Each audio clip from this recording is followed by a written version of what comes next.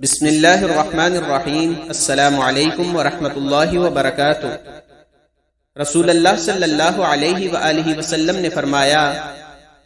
جو شخص روزہ رکھتا ہے اس کے لیے آسمان کے دروازے کھل جاتے ہیں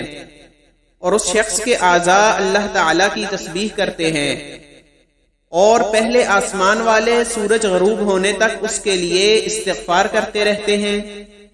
پھر اگر وہ 1 یا 2 رکعتیں پڑھتا ہے تو تمام آسمان اس کے لیے نور سے روشن ہو جاتے ہیں،